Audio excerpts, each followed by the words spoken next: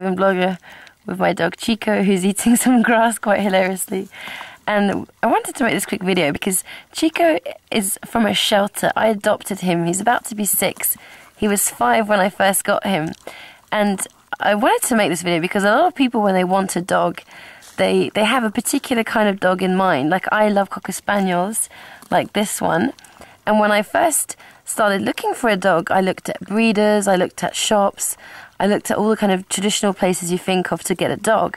Until I read a blog about how many dogs every single year die in shelters and have no homes because they're in shelters, nobody wants to adopt them, and how many people buy brand new dogs, and how there's this huge imbalance between all these dogs that need homes and all these dogs that are being bred that, you know, don't necessarily need to be bred because there's homeless versions of them in shelters.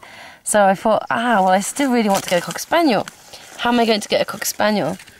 So I'm going to sit up. How am I going to get a Cocker Spaniel from a shelter? And the weird thing is, ask and you shall receive.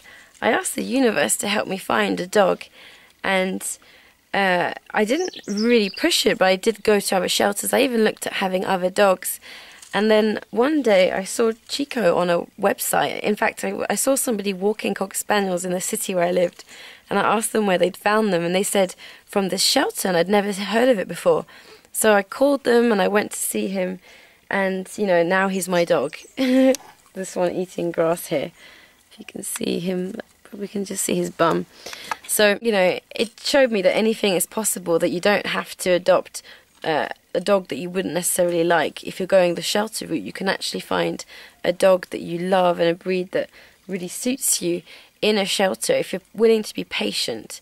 And maybe it's going to be shorter than it was for me, it might be longer, but all I know is that I dreamed of having a Cocker Spaniel, and now I have one every single day, and he brings me so much happiness.